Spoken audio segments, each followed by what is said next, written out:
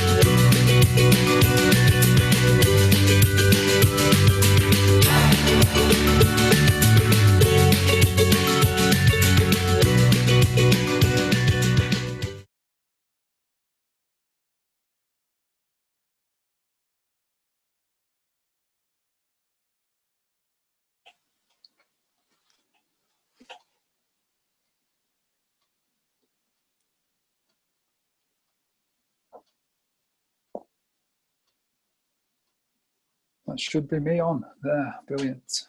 Okay.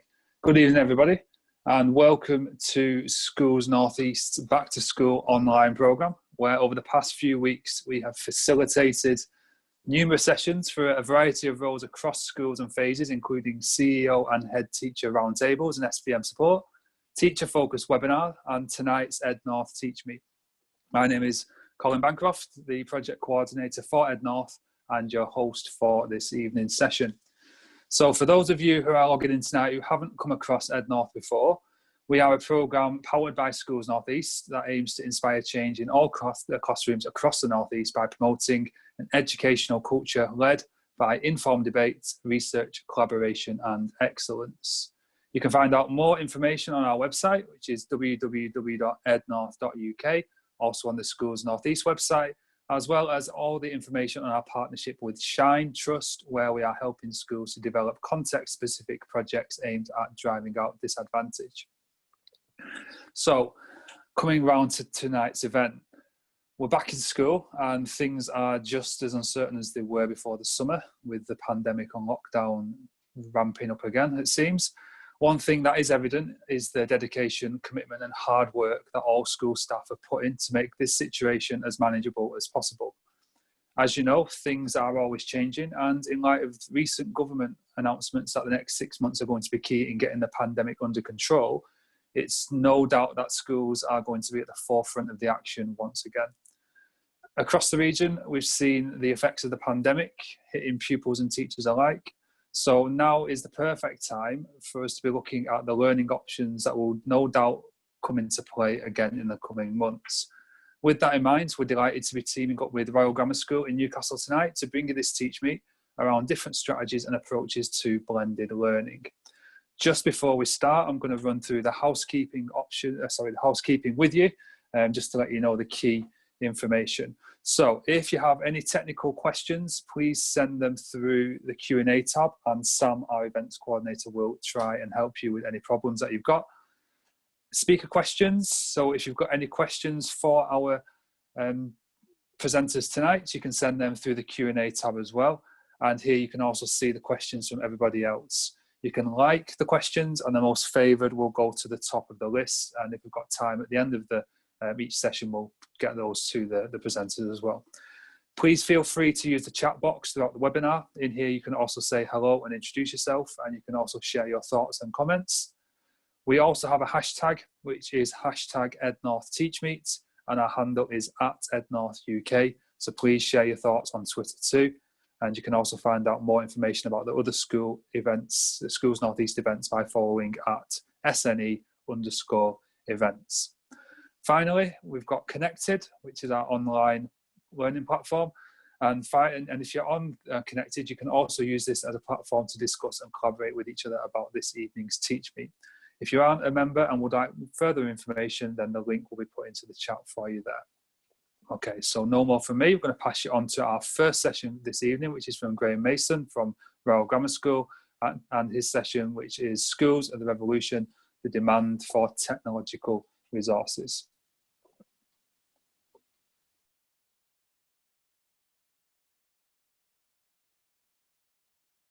Welcome to our broom cupboard, RGS. Having been invited into the network community many months ago when RGS last hosted Ednorth, I remember fondly the magic of the engagement from all the speakers with a receptive and supportive crowd out there. Most intuitively, I was able to move and respond to the shifts in dynamic and response of the people.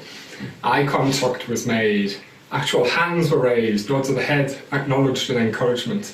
Smiles were seen and felt. Emails were exchanged at the end. In-person feedback was given in close social settings such as tables and chairs. We stood shoulder to shoulder over tea and biscuits, the great British tradition of the past, because that's how it's always been done. But thank you for the enthusiasm then. The adrenaline flowed, the magic, people sharing energy in the round created that collective positivity that we all thrive upon. Apologies that this isn't going to be anywhere similar an experience as the reality is the virtual will never replace the real. Unprecedented, the word of the year maybe. Another phrase for you, people need people. That evening, teachers shared their magic. Right now, there are amazing educators that are sharing information that is shared in such a beautiful way that students are sitting at the edge of their seats just waiting for a moment's break so as to soak up and share all of those observations, that expertise, that knowledge. Right now there's a person who has an entire audience wrapped with attention, a person that's weaving a powerful narrative about a world that the people who are listening have never imagined, never seen before. But if they close their eyes tightly enough, they can envisage that world, because the storytelling is compelling. Right now there's a person who can tell an audience to put their hands up in the air and they'll stay there until he says, put them down. Apologies, that's not me, but I'm trying, and I've got this space within which to pre-record this content where gestures, props can be seen rather than having to watch someone in headphones with a full facial, bookcases taking precedence. Right now, this is happening across the world. It's kind of been like this for a while. When Oak National nailed this, I thought we had to at least try. Is there a demand for this? Knowing your context dictates that. At the end of the school academic in July, yes, it was July for us, a colleague shared his responses from his venture into YouTube. They were awesome. Year 8 creating set designs in response to 5-minute videos that he'd made himself in the comfort of his kitchen. My colleague had that magic. He was valued by the whole school community. He'd inspired and motivated. In my last year 10 lesson, the students wanted to ask me a question. How did I know? There was silence, but nobody wanted to leave the team's video call, studio classroom replacement. On prompting, I was asked if I'd be their teacher next year. I had to reassure them. The smiles were wide, the thank yous were loud. What a way to sign off for my summer. We all thrive upon feeling valued. That was value. That was the feeling of being valued. Context, however, is important. The majority of our students have devices, such as this, consistent with Wi-Fi in their homes. It made me think we could do this for the wider community, invite people into here, share our resources, maybe even our staff. But I'm not that ignorant to realise that students want to see their teachers from their school, teachers who've usually taught their family. in their community. That's irreplaceable. It was especially known in the lockdown. I don't know. I can't replace any of you out there, but my students and I both knew that we supported each other all through some of the most difficult times due to the unprecedented nature of our days, weeks, months of our lives. Our context at RGS, especially in the art department, was one of can, could, will, and did. We're lucky, and we all tend to value things that we have to work hard to achieve. Working hard increases self-awareness of value, self-pride, makes us happier with what we do every day. The realisation that there's a demand for online discussions with me, my awful accent, and a camera, and my eyes searching for what I'm supposed to be looking at, was surprising to myself. It's definitely surprising to you. You're having to watch me, listen to me. Where did I pick that dynamic up to engage people? It wasn't at school. It wasn't at university. It was by virtue of being in the places where others are experts in engaging. Football pitches, barbershops, concerts, pubs, even with a 10 o'clock curfew. Quite often, the most important things are the critical discussions of groups of art people at galleries and gatherings. We're not elitists, we're just normal, with a passion, openly reviewing work and the passage of our day. In the last session, just across the road here from our broom cupboard, I spoke about how liberating our approach to an arts education was my main driver. The extreme curriculum that starts with an experimental, practical task is inspired by research-based education.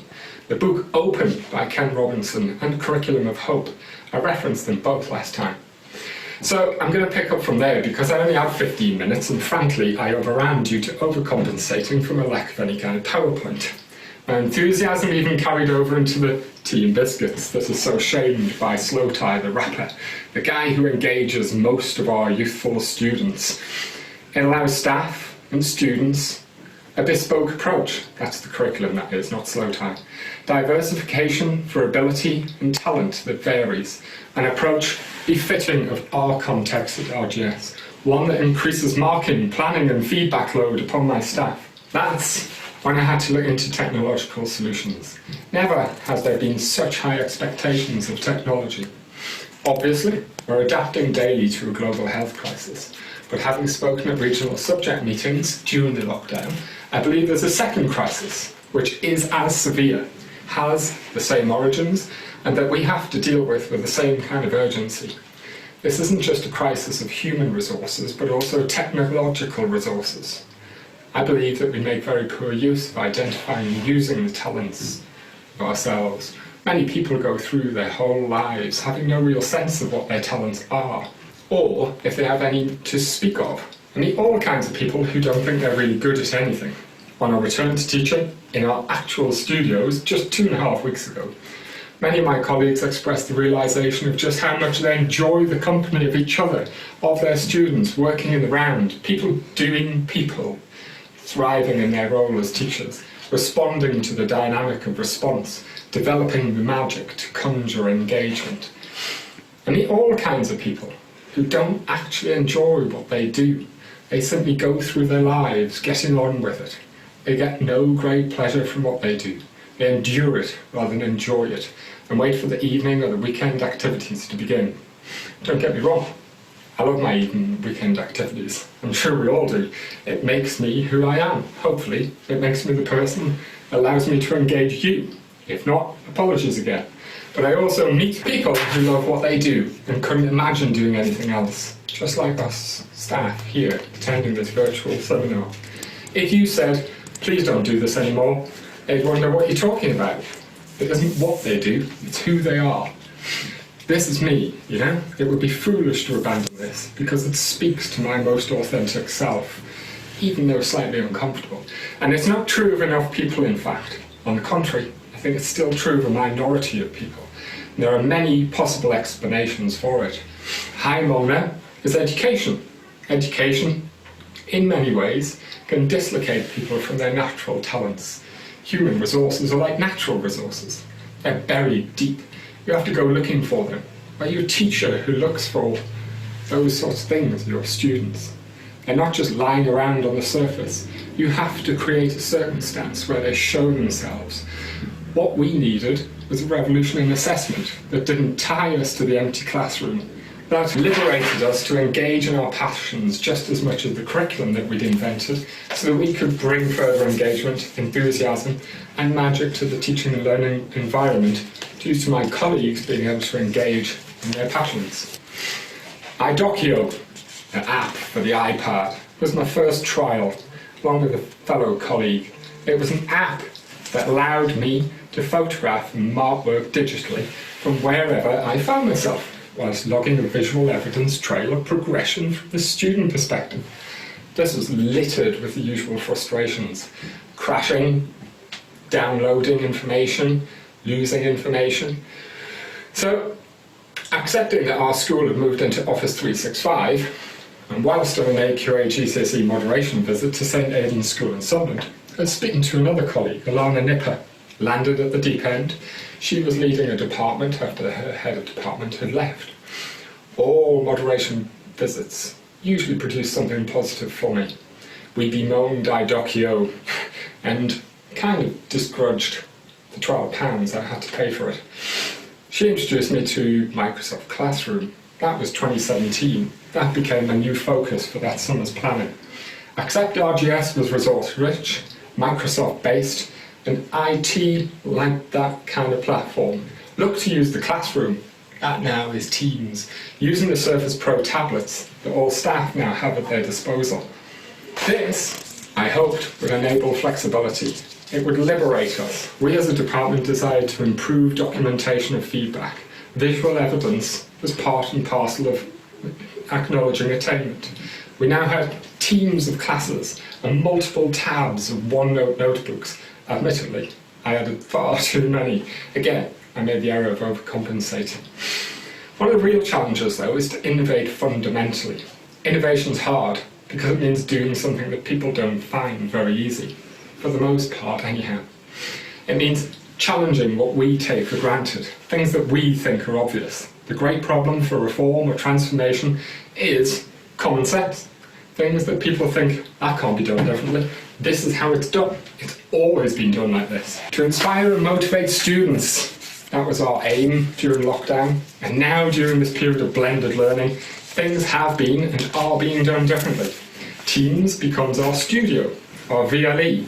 OneNote, our didactic space. Again, inspired by the useful thirst for YouTube or video platforms. Oak National, inspired, I set about looking for a way in which we could maximise our time to do what we love about this job. Make more opportunities to talk to and engage young people whilst they're in the round. I felt, though, during my hours at the kitchen table, we needed something else as a team. A centre point, like in the city, a celebratory space for sharing both staff approaches and the student responses that never got a final exhibition, 2020 peril. I established a SharePoint. My perspective was that the live face-to-face feedback happened in Teams, encouraging Q&A. The pre-recorded content could be watched in SharePoint, allowing lessons, whether virtual or in the studio, to maintain a social dynamic and have that Q&A going on. We served the demands of our community. As the situation was new, we thought and acted anew. We did people, but from a screen. I had the pleasure of watching my 7-year-old daughter log on to Teams at the kitchen table next to me. In the week of the 23rd of March, that, for me, was generational. Because of the branding of the software, FaceTiming students in their own homes didn't actually feel like FaceTiming. My daughter's now joined in her classroom by students quarantining and Teams calls through maths tests. We have our COVID-isolated staff and students doing the same thing and telling me that their phone battery is about to die or the Wi-Fi is faltering. The differences between the child, the teenager, the adult. Our first world problems of context. Something that's taken for granted at RGS context maybe. The flipped learning approach, the pre-recorded content, and the celebratory space in SharePoint for those kids' work that never got seen by the public this year seemed to be a caring solution in Office 365. SharePoint is our resource for all, I thought. It can appear engaging, but it can also appear just as a set of folders, yellow folders, on the screen, like your end drive. It's your call how you want it to look. It was easy enough for me to build, from zero and navigate so it's easy enough for other people. It brings an internal aesthetic that could quite easily be externalised beyond a tiresome chat thread. If it works for a department, it works for a school, it'd even work for a region and a nation. I've stolen the idea, of course. All artists borrow, great artists steal. With other colleagues excited, we refine FaceTiming by developing this space. This allows gestures to be seen, props to be integrated, and possibly even my charisma to be captured. We can adapt the situation by mainly disenthralling ourselves, but there are ideas that all of us are enthralled to, which we simply take for granted as the natural order of things, the way things are. And many of our ideas have been formed not to meet the circumstances of now, but they've been made to cope with the circumstances of the past as it's always been. Our mind's still hypnotised by the past. We have to disenthrall ourselves from some of those things. Now, doing this is easier said than done. You have to have a great team, an enthusiastic team. It's hard to know, by the way, what it is to take things for granted and the reason you take it for granted. Context and routine can be sticky. Most of the time, education makes us sticky. But you see, there are things we're enthralled to in education. A couple of examples is the idea of linearity. It starts here and you go through a track to there. Everything you do right, you'll end up sorted for the rest of your life. Life isn't linear, it's organic. We create our lives symbiotically as we explore talents in relation to the circumstances that we find ourselves in. You know, we've become obsessed with linear narrative, and I hope we don't go back. To avoid this, we have to be resilient in our approach and demand more from our community and resources fitting of a generation growing underneath us. You know, to me, human communities depend upon a diversification of talent, not a singular conception of ability. The heart of the challenge is to reconstitute our sense of ability and of intelligence. The other big issue is conformity. We've built education systems on the model where everything's standardised. The other model, our extreme curriculum task, is where everything's not standardised, customised to context, demand and ability, as well as circumstance and resources, both human and technological. In truth, a liberal arts education really doesn't exist. At least general liberal arts education. We professionalise the arts to the point where they no longer provide the breadth of application and enhanced capacity for civic engagement that is previously their signature. The experts kind of dethroned the educated generalist. So we've got one sole model of intellectual accomplishment. Subject matters are broken up into smaller and smaller and smaller pieces with increasing emphasis on the technical and obscure values rather than technical competence. They are viewed with increasing suspicion. Apologies. Questions such as, what kind of world are we making? What kind of world should we be making? What kind of world can we actually make? Are treated more sceptically and quickly shifted away from the table of thought. We've got to recognise a couple of things here. One's human talent is tremendously diverse, and people have different aptitudes. Make sure your curriculum encourages those to be involved. I think we have to change metaphors.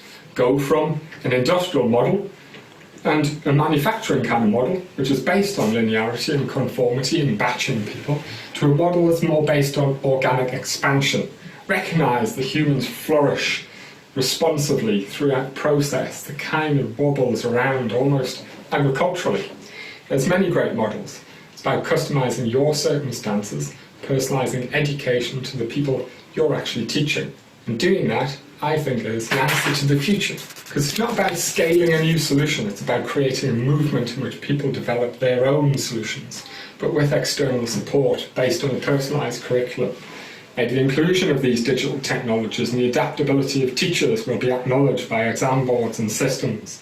Technologies can be combined with the extraordinary talents of teachers as engagers, as magicians, as presenters, as responders. Give us an opportunity to revolutionise. I urge you to demand for it, to get involved in it, because it's vital, not just to ourselves, but to the future of our children. That's where many more children will experience life. It's what they choose. Maybe they want to be educated like that with their families or their friends. Enhancing the community is our primary objective. Creating a sense of empowerment, connecting people. It's where the value of self comes alive. Think about it. Think how we proceed from here. Deep thought matters when you're contemplating what to do about things that matter. And when connections are made, it's of the essence. The power of technology emerges with special intensity. But so does the importance of content. The more powerful our reach, More important, the question about what.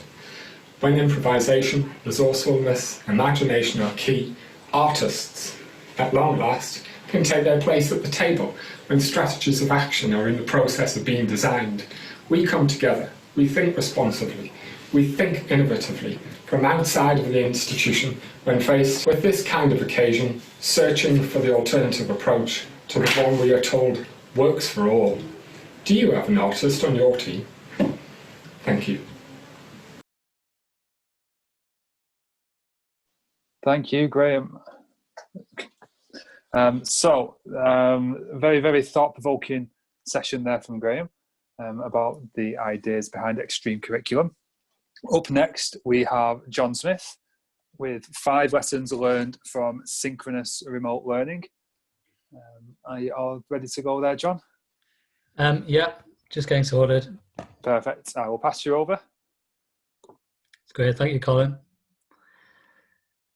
Hi, everyone. If you haven't met me before, my name's John Smith. I'm Head of Maths and also Head of Teaching at the Royal Grammar School. What I'm going to talk to you about today is 5 lessons that I've learned kind of since March, really, and mainly through the process of remote learning, but equally relevant in this time where we're in this in-between state of some remote learning and some teaching in school. I'm hoping this is going to work if I share my screen.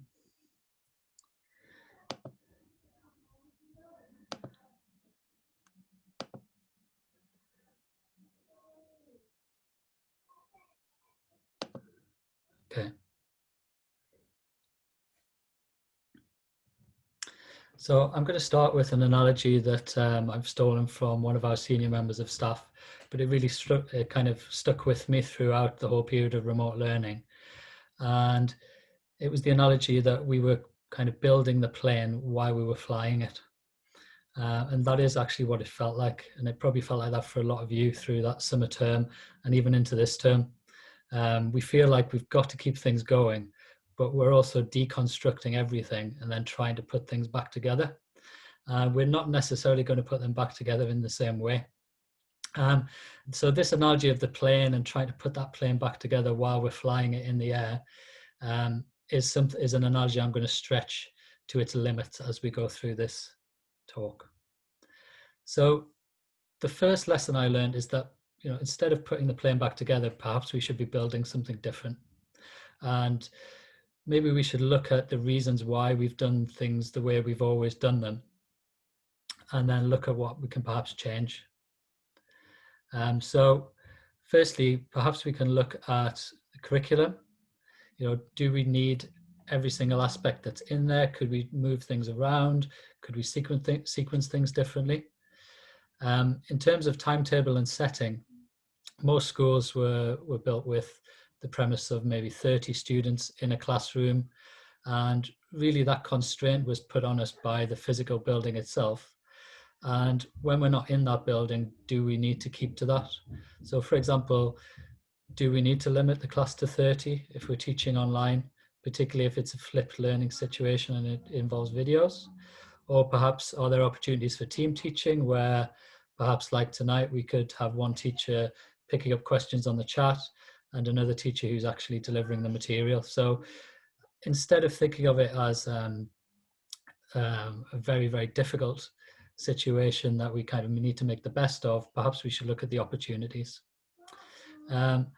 Also, when we look at assessment and tracking, do we need to do those the same way we've always done them? And in fact, we can't. So we need to reimagine the way we're doing that.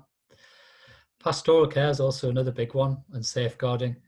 When we had training in our first week back to school this year, I was reflecting on the fact that most of our pastoral care and good safeguarding comes from seeing the students in front of us and kind of spotting when someone's not quite right.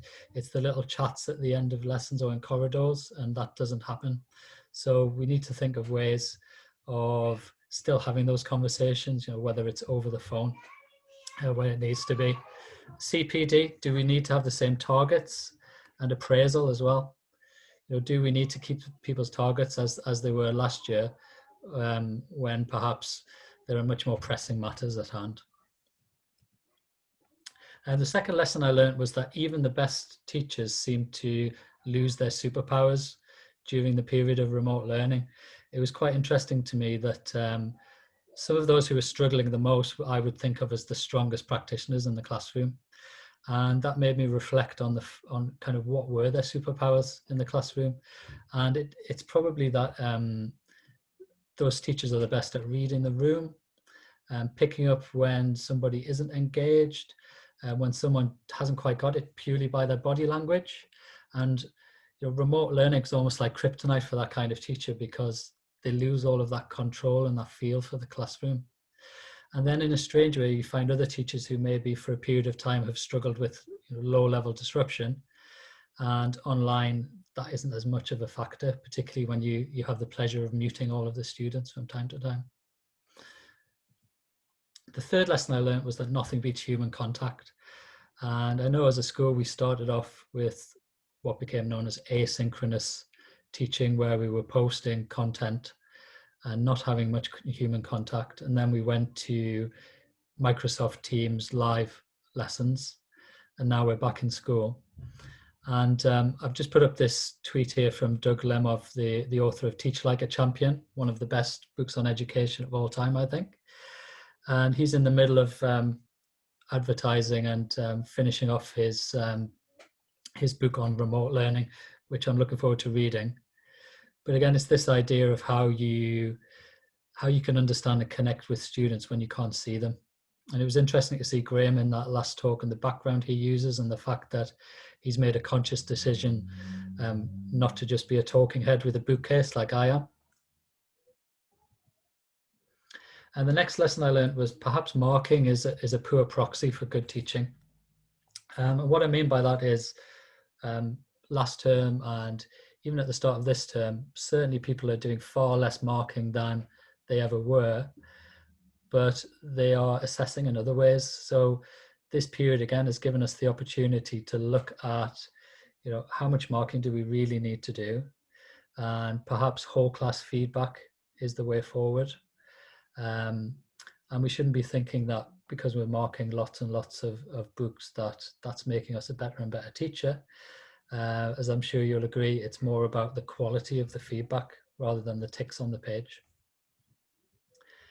And just to finish off my very brief talk, I think this is the main lesson I learned, that it's just not practical to try and be perfect all of the time, which many teachers do try to be, and I feel like that's caused the most anxiety throughout this time. We need to expect things to go wrong. The technology is not going to work all of the time. It could well be that the Amazon delivery arrives in the middle of a lesson. When you're at home, that's going to happen, and we just need to accept it. And I think if we start from that kind of premise, the anxiety doesn't build as much. So they're my 5 lessons that I learned from remote teaching. I'm happy to leave it there unless anyone has any questions. Brilliant, thanks, John. I've got a question for you. If it was all to go back to normal tomorrow, normal as in, post-lockdown, post-pandemic and everything like that, and it was back to how it was, what would be the one thing that you would take out of this experience that you think would make your life so much better within the classroom? So what's kind of like the one kind of golden nugget, would you say, out of everything? Yeah. There are already things that I know I'm going to keep using after this whole thing's over that I never used before. And it's mainly the Microsoft Teams software, the ability to communicate with students through that platform. And most recently, as a maths teacher in particular, I've been using Microsoft Whiteboard. And I've just found it much neater and just a much better way of teaching and uploading notes after lessons. And it's always there, and you can review previous lessons much more easily. So I think it's the integrated technology of the Teams group for communication with students, linked to not physical whiteboard. I don't think I'll ever go back to just writing on a whiteboard anymore. Yeah, that's good then, isn't it? I guess it's progress. Yes, exactly. And have you found that the students have been quick on the uptake with it as well? Have they kind of accepted it and kind of embraced it? Yeah, much quicker than me. And I think that's been the saving grace throughout this whole thing, is that the students have fixed my problems before I've worked out how to do it. Even online lessons and in school at the moment, they can spot what the glitches are, what's gone wrong, and why things aren't projecting and things like that. So I feel like they've adapted really well, and also the way they communicate with each other, having more of that kind of chat style Microsoft Teams that we're using. It just feels natural to them. Yeah, because we're getting old. That's what it is. Exactly. It's not how it was back in our day. Yeah, that's brilliant, John. So we're going to move on to Helen now. Thanks very much for that. It was really informative. We're going to move on to Helen. She's given me a title which has got a lot of fricatives, so I've got to make sure I don't mess this up and end up swearing. It is the fill-in forms for funky formative feedback. Almost then.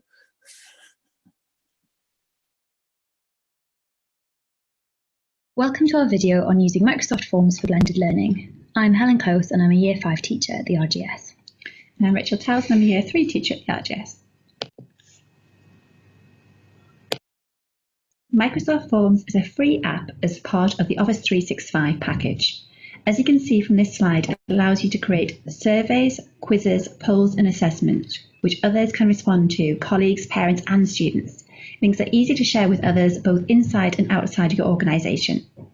If you are a user of Google Classroom, Google Forms offers many similar aspects to Forms.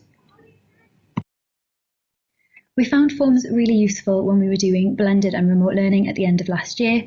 We used a lot of the existing end of topic assessments that we would usually have set the classes. We scanned the images and diagrams and added them to Forms. Some questions had to be adapted as they'd previously been written answers, which doesn't always work as well if you're using quizzes in Google Forms. More to come on this later. From the student perspective, they won't see the tick to show the correct answer. That's just on the teacher's side. Marks and points can be assigned to each question, and these can be varied depending on the type of question.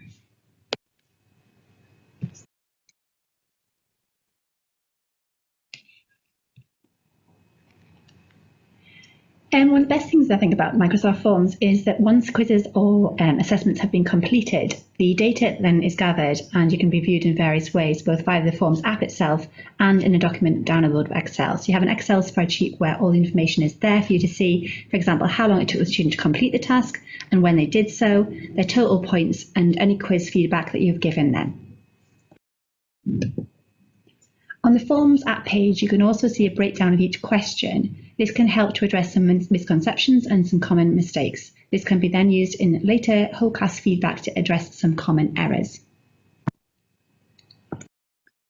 In maths in Year 3, we used Forms for word problems, but it only works well if the answer is very straightforward. So people need to be reminded to put in the normal units, for example, pounds and pence, otherwise it'll mark it incorrect.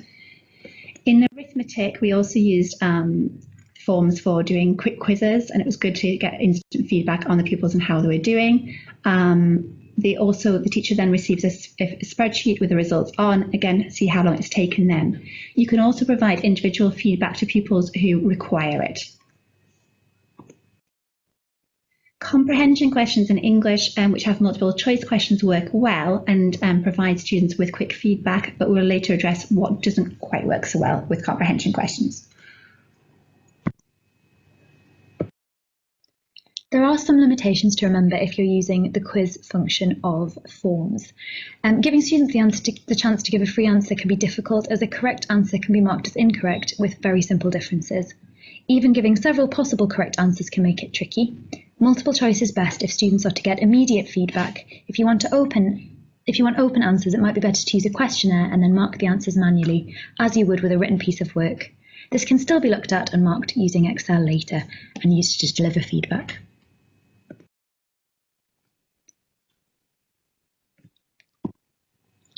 You can see on this example of a comprehension that's aimed at Year 3 that you can give several possible correct answers. Unfortunately, these might not be extensive enough and it's hard to predict what the students might answer. Forms is useful for providing information to questionnaires as well. Students use them for end of year student reflections, or you could use them at the end of topic reflections as well, and how he or she has felt about different subjects. In our school, we also use them for wellbeing surveys for both staff and pupils. Whole school agreements can also be used on forms, and it's a quick and easy way of collating large numbers of results. Again, the results are automatically put into a spreadsheet without you having extra time for inputting each data individually. Forms can also be used for staff training, and it's useful to gather information on what staff members feel would be useful in terms of future training, which can help to plan a targeted CPD programme. If you'd like to gain further credits for CPD, you can complete the Microsoft Forms Creating Authentic Assessments course using the link below. Thank you very much for listening to our video. We hope you found it useful.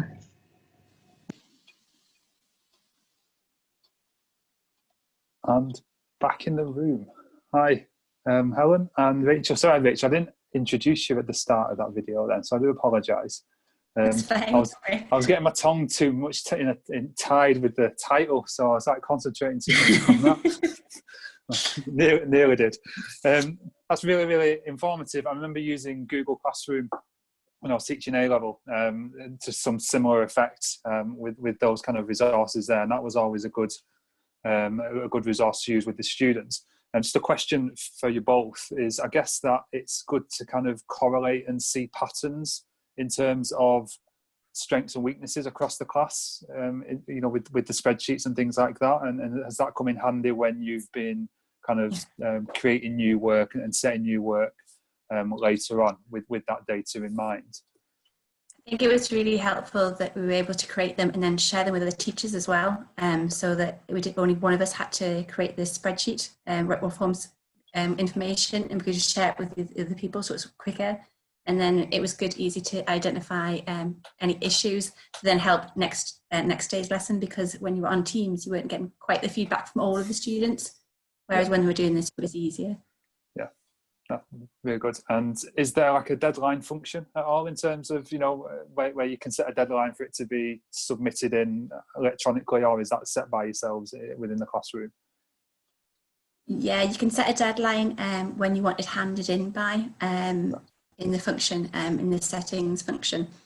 All right, brilliant. And then one final question, is it possible to kind of, in terms of flipped classroom, to get the students to create their own versions? Is that kind of quite easy to do, or would that be a bit of an ask? I know you talk about primary school there, so I suppose with primary children, you're not going to be able to do that, but do you think with older, like the older year groups, like secondary, would that be a possibility, do you think? We have had some of our primary kids did make their own. Once they got the kind of basic idea behind it, they find it pretty easy. Like you were saying earlier, the younger ones, they're tech savvy, they pick things up quickly. Yeah. And it's interesting to see them figuring out how sort of the difference between the quiz and the questionnaire, and coming up with their own questions. And it just helped them in terms of cross-curricular links with their English as well, in terms of how to write different kinds of questions and how to make sure your questions aren't ambiguous. Yeah.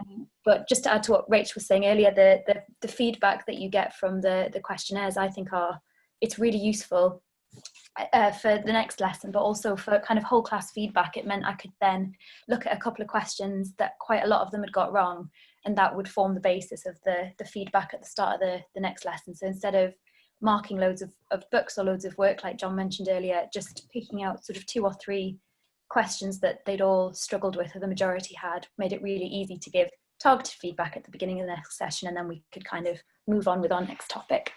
Yeah, and I mean, I guess a really good advantage of it as well is that it kind of correlates it all into one place, so you can kind of just save it, so you can see that documented progression without you having to go into masses of books or do a load of writing. It's kind of just put there for you in one place, isn't it? So that I guess that's a very good advantage of the system as well. With that. Okay, I shall let you go. I'm going to pass on to Andy Pullum now, who has got a Socrative, an ideal tool for blended classroom. Thanks very much, ladies. Enjoy the rest of the evening. Andy, I'll pass over to you. Hello. Thanks very much. Can we see me? Don't know if you can see me. Hello. Yep, we can see you and hear you, Andy. Yeah. Sorry. Well, I'm not as organised as everybody else. I don't do presentations and things. I'm just making stuff up as I go along, I'm afraid. And I've been working from home, weirdly, because I've been sent home for 2 weeks for being a naughty boy. So I'm afraid you're going to be subject to a little bit of a lesson from me. I'm just going to basically treat you like kids, and we'll see how we do. So see if this works. I'm going to try sharing a screen for you and see what you get from this. And what do we want to share? We want to share that screen there. Okay, so if you're with us and you're live and you've got a device around, then I want you to just Google it. And the thing I want you to do Google is something called, I call it Socrative, Socrative student.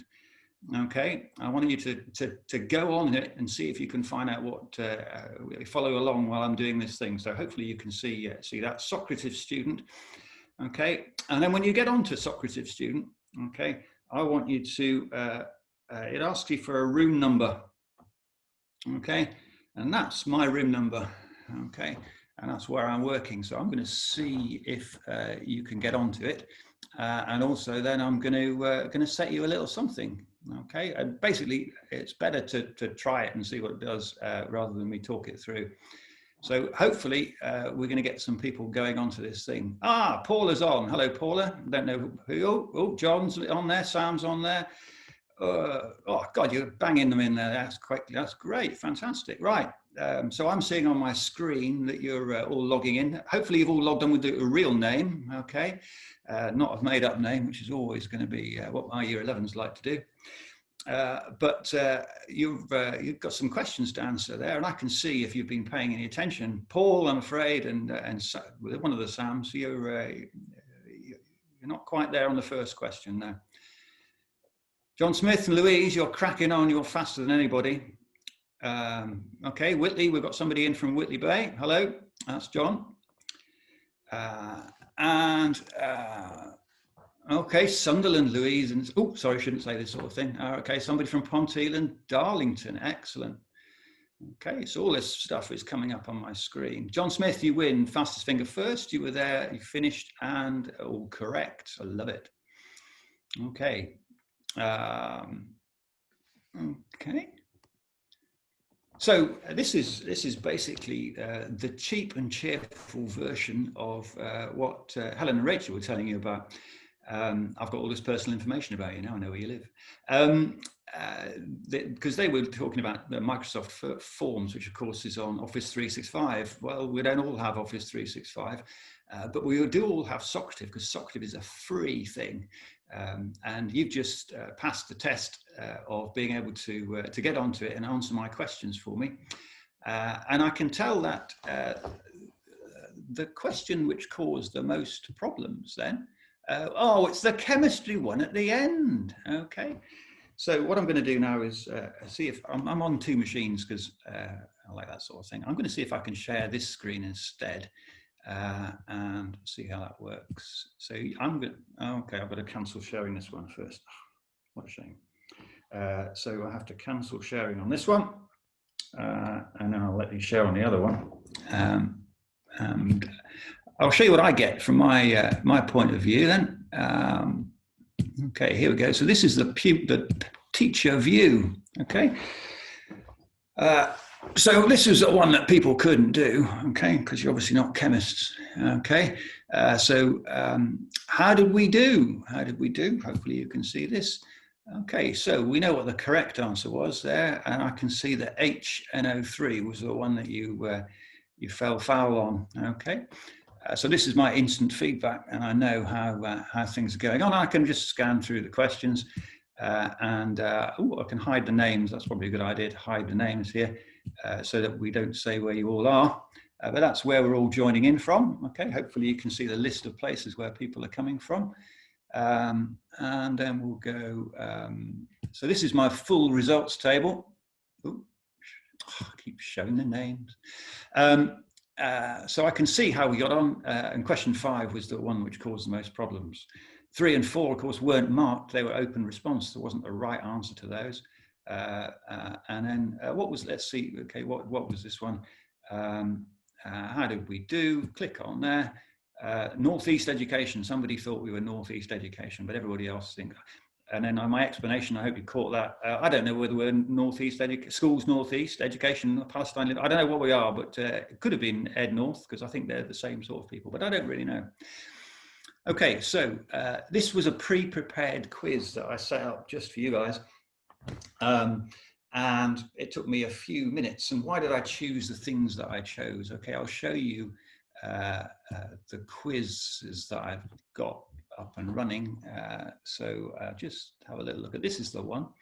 Okay, so I set this up. It took me about 10 minutes. Okay, so I could put in a true false thing, and I stuck a picture in it. That was very easy. I did a multiple choice with some correct answers already set up. And we've got, this was the open-ended one. There's no correct answer. A more open-ended one still, free response. And I gave you this one because this is something that Forms can't do. You see, Microsoft Forms can't cope with subscripts and maths, whereas Socrative can. It actually allows you to input stuff in LaTeX, which, if you know about that, it means you can do basically anything and make all your math symbols and all the rest of it and put them in the question and in the response, in the answers as well. So it's a really quick and easy thing to set up one, which I could then let you do, or I could do this instead. So I'm going to do this. I'm going to just ask you, oh, I know what I'm going to do.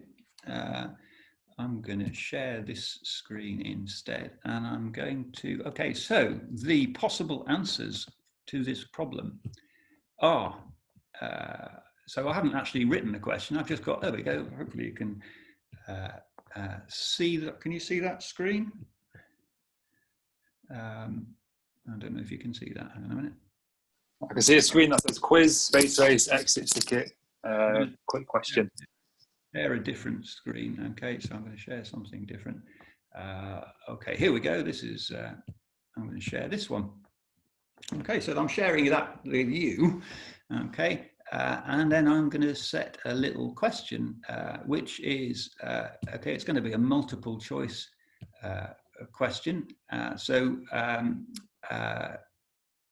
You were still logged in, hopefully, and the question I'm going to set you is which football team from that list had their manager and 2 players sent home with a positive COVID test today? So hopefully you can see the question on Socrative, and somebody knows their onions then. So we've got people responding. Oh, okay, we all know this one. Okay, so I make the question up on the spur of the moment.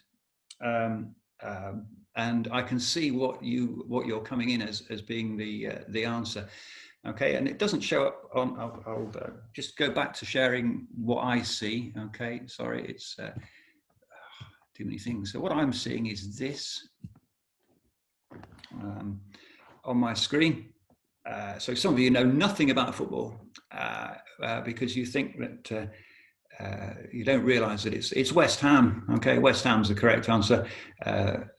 David Moyes and 2 players got sent home before the start of the match yesterday, I think. Yeah, I got sent home from school because somebody in my office got a COVID test, so that's why I'm working from home. So this is why am I so excited about all this? Well, because kids don't like talking when they're online. Okay, trying to get them to get their cameras on, as we've seen, is a bit of a nightmare. If you put stuff in a general chat, then they can follow each other's answers and just say, oh yeah, I said what he said. But this way I get to see independent input from what they really think, and I can test them, okay, and the results get saved. So I'm going to just show you, I'm kind of whiz through here a little bit, but I'm going to show you a report for something that I got. I set this, let's see if I can find this then. Oh, here we go. This is a cracker. Okay. So this is a test. That was I set for my 6th form. So we're trying to get some. Maybe this one might work. No, making stuff up. Told you, bad idea. This one should work. It's got to work. All these empty quizzes, really sorry. it saves everything is the problem, and I can't find the things I want. Let's go with okay, I'll just try this instead. So I've asked some kids some questions, and I've saved the result, and I've got it here on my screen, and I can look back on it. I've hidden their names so you can't see what their responses are. It would have been good if I'd have found something which is a bit more major. I'm just desperately trying to find something that worked really. Okay.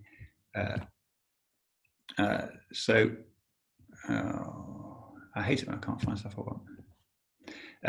All this stuff, okay, I'll just go back to the one we've just done. Okay, so this is the report that I've got from today's lesson. It's saved it. So I've got all your responses in here and they're saved, and I can just look back on them and find out which things haven't done very well on, which things I need to work better on, work more on in order to inform the next lesson, if you like. So I know we're conscious of time, and I've whizzed through things in a very quick period of time there. But if I could just tell you a few things about this. A, it's free. B, you don't need an app for it. You just need to get yourself set up with a teacher account, and then you can use it. There is a paid version of it, which is better because you can have multiple rooms on the go. So you could be setting a test for your year 8s and setting a test for your year 9s and running a lesson with your year 10s, for example, all at the same time. That's only available if you use the paid app. It's not much considering the benefit, and maybe your school might pay, who knows. You can use it for assessing. You could do an exit ticket. I'm going to do an exit ticket. I'm going to do that. Okay, so I'm going to set you a little exit ticket. So I'm going to just to see how you feel about this. I'm going to set you an exit ticket so that I know how well I was getting on. So there's 3 questions there. If you're on the Socrative, then you could give me a bit of feedback, please, and I'll know whether I'm going to be invited back. Okay, and if you're a real sort of hard-nosed person, have you ever had Gutmann scattergrams on multiple choice questions, which are you could actually use the results and see how good your multiple choice questions are for identifying possible misconceptions and things like that. Right, I'm going to shut up now and let Colin get back on.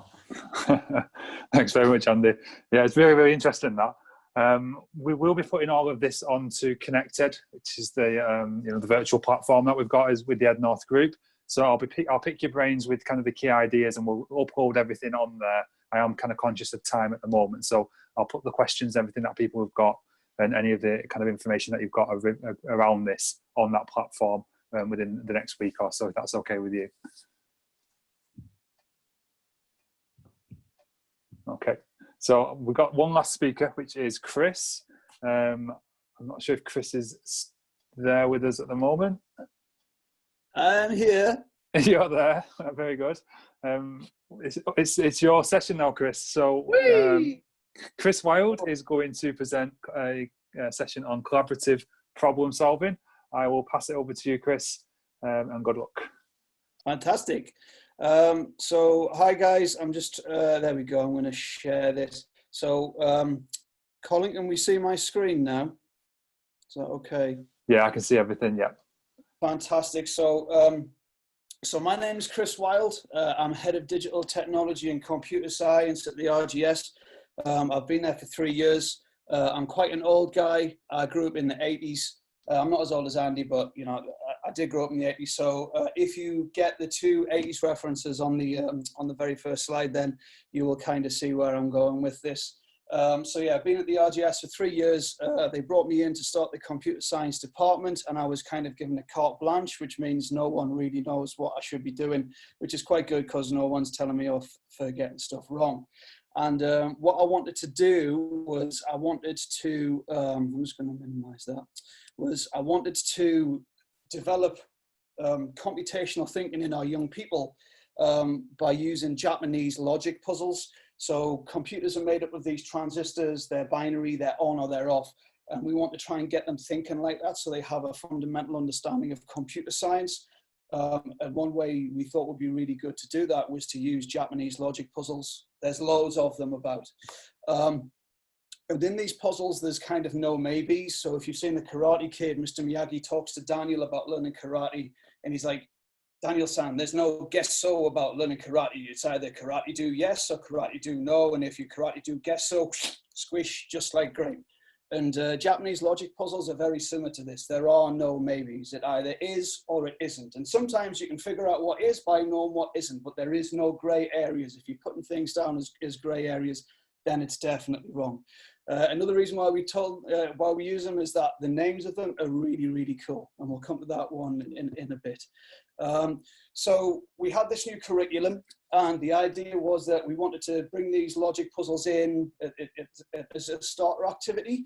And what we wanted to do was introduce a new logic puzzle each term. We would introduce it to the kids. As a class, we would discuss how to solve them. Then we bring the kids around the kind of interactive whiteboard, and we discuss strategies about how to do these different puzzles. And then they would go away and work on them independently. And then they could contribute to the main puzzle that was on the board. And then they could argue for or against the points. You know, some people might be getting it wrong. Can we tell these people why they're wrong? And then we were encouraging the pupils to use these has to be statements. So this cell here has to be this number because, and this is helping them to develop their logical reasoning. And there's loads of different kind of applications and loads of different ways and different things you can go on to from this. So you can kind of, you know, it is problem solving, it's logical thinking, it's reasoning things through. So it's not just a computer sciencey thing, it's something that will help with other aspects of the curriculum as well. And we thought that was pretty important, but we wanted to get this embedded. So each of these different logic puzzles that we use develop a similar kind of skill, but in different ways. So with the link back to the Karate Kid in there, you know, in the Karate Kid, Mr. Miyagi teaches Daniel-san how to wax on and wax off and sand the floor and paint the fence and paint the house. Yeah, all of those are karate defensive techniques, but they're using different methods to kind of get the same thing. So we use Sudoku. Sudoku is something that, you know, everybody's seen this in the newspapers. You know, everybody will know how to do a Sudoku probably, but you might not have heard of a Kakuro or a checksum puzzle. And in these puzzles, what you have to do is you have to figure out the sum of the cells. So these two cells over on the right-hand side next to the 4, they have to add up to 4. And these two cells have to add up to 11. Well, how do I figure that out? Well, there's other things, other numbers that can help you out. So you have to kind of think 2 or 3 steps ahead in order to solve the Kakuro puzzle.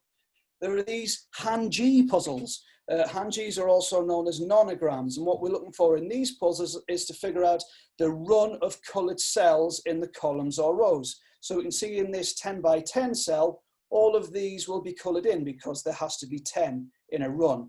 And in these puzzles, not only are we developing logical reasoning skills, but we're also getting into talk about run length encoding, which is how computers actually encode bitmaps.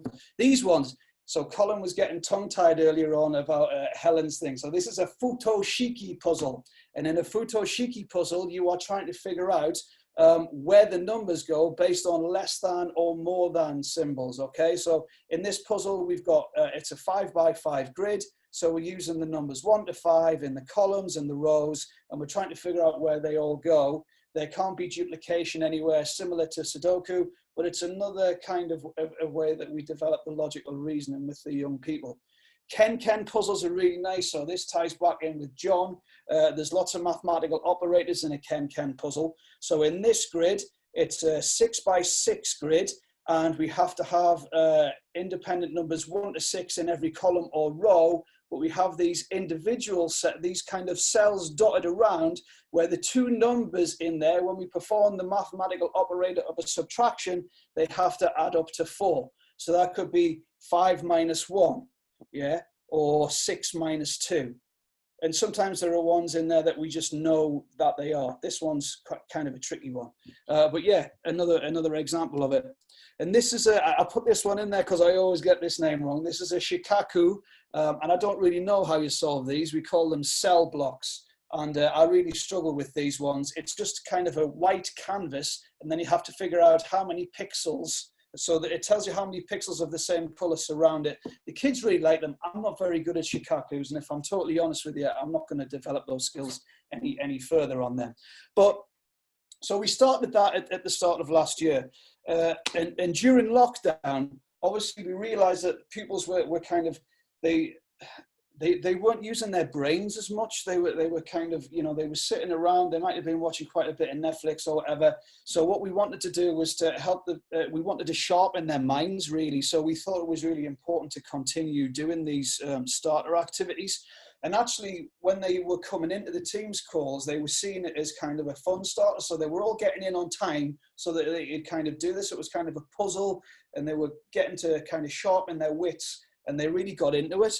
And then a funny thing started to happen, because then they started putting the microphones on, and they started discussing where the different numbers would go in these puzzles. And then we were like, oh man, it's really difficult to start describing where this number goes because we don't have any cell reference. And so we developed them to have these grid referencing systems. And the pupils actually started to get really supportive of each other.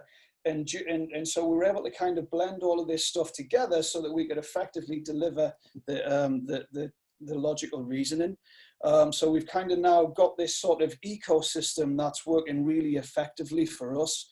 So what we were able to do was, so we have the sensei, so the teacher in the classroom creates a tutorial video that they have access to, so they can go on and have a look at any point if they're kind of struggling with how to solve these different puzzles.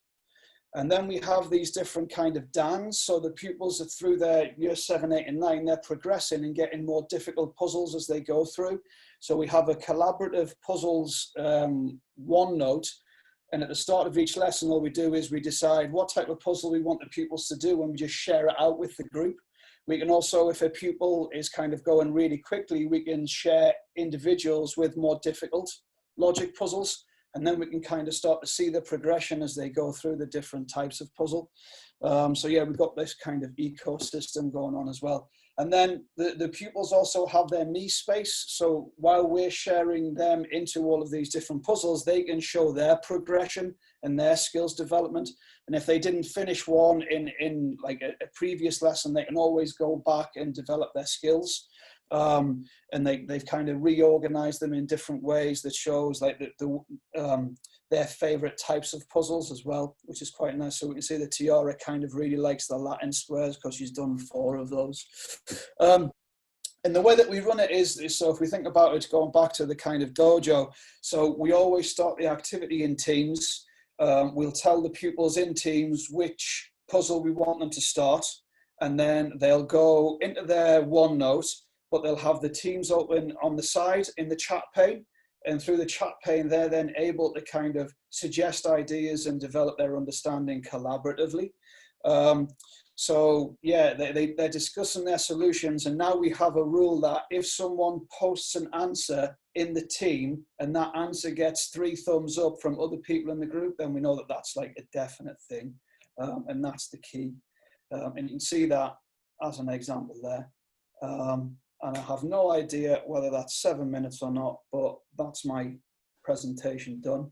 If you want any of the templates, or if you have any kind of further questions about it, you've got my Twitter thing, and Colin's got emails and stuff. So yeah, that's me. Thanks. Thanks, Chris. I'm glad you pronounced all those words, because I would definitely butcher every single thing that you said then. So that was good. Yeah, in terms of sharing the resources, we have got Connected, which is the virtual platform. And on there, we've got the Ednorth group. Got about 1,500 teachers in there at the minute. So what we'll do there, Chris, with all those resources and everything, we'll stick that in there. And then any questions and stuff, or any kind of responses for you as well, we'll put that in there. And then, you know, if you can get a chance to kind of go in and answer them over the next couple of weeks, that'd be fantastic. I would love to stay and chat with you, but we are 11 minutes over, so I'm going to have to love you and leave you, unfortunately. I just want to say thanks very much to everyone at RGS this evening for putting this together and presenting. So thanks to Graham, John, Helen, Andy and Chris and Rachel, not forgetting you, Rachel. Thanks for Sam behind the scenes for putting all this together seamlessly, and Ellen in the chat. And thanks for all the delegates for turning up and taking part. We would like to invite you to, if you're a senior or middle leader, to the Schools North East Summit, which is in October. The information is on your screens at the moment now. You can find more out at www.schoolsnortheast.com/summit. And next week, next Wednesday, we also have a free EEF webinar on the 2021 Back to School plan, which they've just published as well. So please book on there as well. You can find all the information out on the Schools North East website. And just before I go, I would like to thank our sponsors of the Back to School programme, and I'll leave you with this short video as well. So for me, goodbye, take care, and see you next time. Thanks, Colin. Thank you.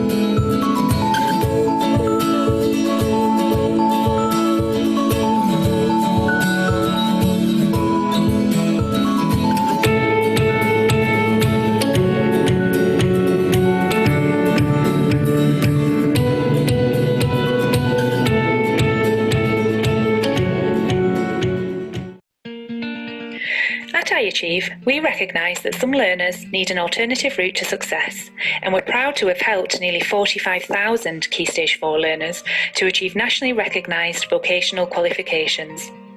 Developed in collaboration with awarding bodies, raising standards organisations and school leaders, iAchieve's digital classroom offers a simple way to introduce the right vocational options to your curriculum.